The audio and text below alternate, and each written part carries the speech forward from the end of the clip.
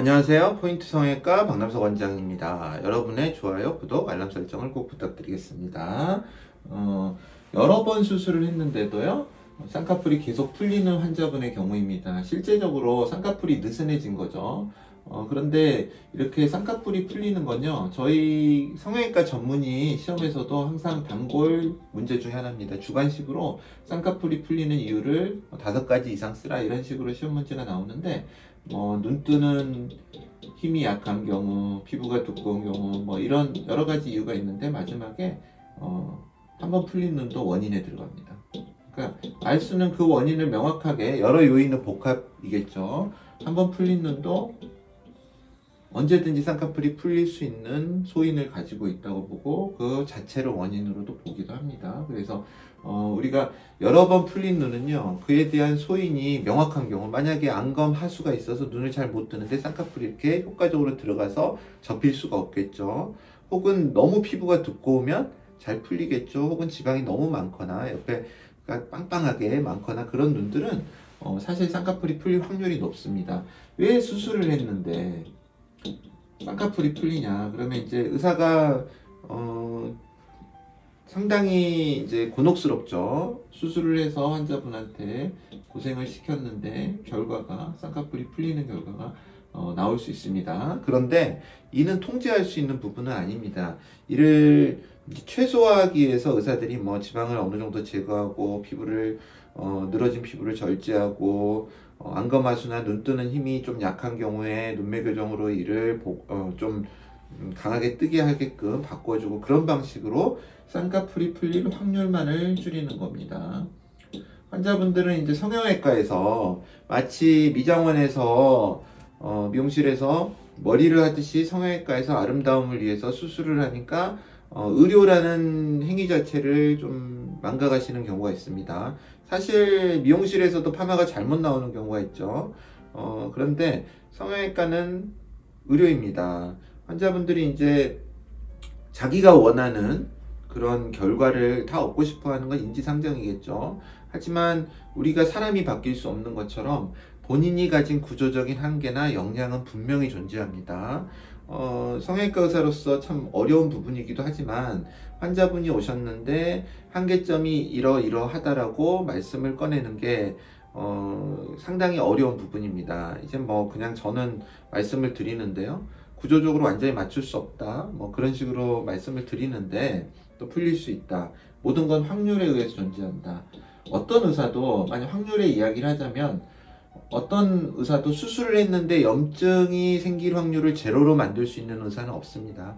다만 그 확률을, 염증이 생길 확률을 낮추기 위한 노력을 할 뿐이죠. 그게 의료입니다. 100%라는 건 있을 수가 없고요. 근데 환자분들은 약간은 성형외과에서 쌍꺼풀 수술을 한다든지 코 수술을 한다든지 하는 게 상점에서 물건을 사듯이, 어떤 제품을 구매하듯이 이 쌍꺼풀 수술을 하면 완전히 자기가 원하는 게 나와야 되고, 그런 생각을 하기 쉽습니다. 그리고 또 가장 두려운 점은 환자분들도 항상 고민을 하고 생각을 하셔야 될 부분인데, 쌍꺼풀 수술이나 코 수술을 한다 그래서 근본적으로 이 사람의 얼굴이라든지 그런 게 바뀔 수가 없습니다. 광고를 많이 저도 접하는데요, 전후사진을, 저는 이제 환자분이 후사진, 그 경과를 보러 오셨을 때 환자분 동의를 얻어서 사진을 찍고 이렇게 이제 설명을 드리는데, 그 후사진을 찍을 때 대부분은 메이크업을 안 한 상태에서 찍습니다. 물론 환자분이 화장을 하고 오셨는데 제가 지워달라고 요구할 수는 없기 때문에 가끔 화장을 하신 사진도 있지만 대부분 화장을 안 한 사진입니다.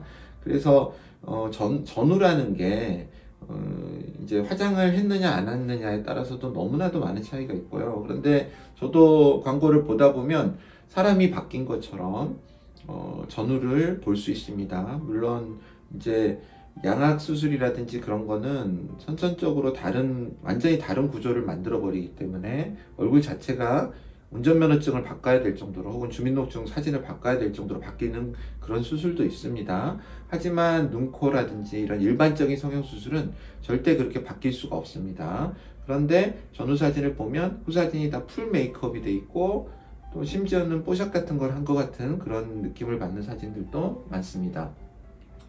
그런 부분에서 이제 성형외과의 어떤 문제일 수도 있고 바꿔야 될 부분일 수도 있지만 그런 사진을 보고 환자분들이 성형수술로 인생이 바뀔 수 있다, 혹은 자기의 자존감이 더 커질 수 있다. 성형외과 의사는 환자분의 자존감을 키우는 의사는 아닙니다. 그거는 이제 환자분이 자존감을 키워야 될 부분이고, 또 여러 형태가 있겠죠. 아름다워지면, 수술을 해서 아름다워지면 자존감이 높아질 수도 있지만, 자존감을 높이기 위해서 수술을 하지는 않습니다. 그래서 이제 환자분들이 그런 부분을 잘 구분을 해 주시길 바라며, 또 수술이라는 것 자체가 사람을 완전히 바꿀 수 없다라는 거를 명확하게 인지를 하셔야 됩니다. 특히나 이제 저 같은 경우는 재수술을 많이 하니까 환자분의 기대치가 사실 처음 수술보다 더 높을 수 있습니다. 왜냐하면 상처를 많이 받았고 재수술을 받았을 때 완전히 깔끔하게 원래대로 되기를 원하시는 분들이 많은데요. 사실 사람이 그렇게 할 수는 없습니다. 일단 재수술이라는 건 한번 손상이 일어난 구조를 다시 정상화시키는데 최선을 다하는 수술일 뿐입니다. 마술처럼 뭔가를 바꿀 수 있지 않고요. 그런데 이제 기대치가 높으면 그런 부분들을 너무 간과하면서 재수술로 좋아진다는 것만을 바라본 채 수술을 할 수 있습니다. 그래서 재수술을 할 때도 한계치를 어느 정도 명확하게 이해를 하시고요. 또 성형외과 의사들도 최대한 다 된다라고 말을 안 하는 게 좋을 것 같습니다. 이제 이것도 일종의 개업가이기 때문에 많은 분들이 다 된다라는 식의 모호한 뉘앙스의 이야기를 하시는 것 같은데, 저도 그런 실수를 부지불식간에 할 수도 있겠지만 최대한 환자분한테 객관적인 사실을 전달해 주는 게 맞다고 생각합니다.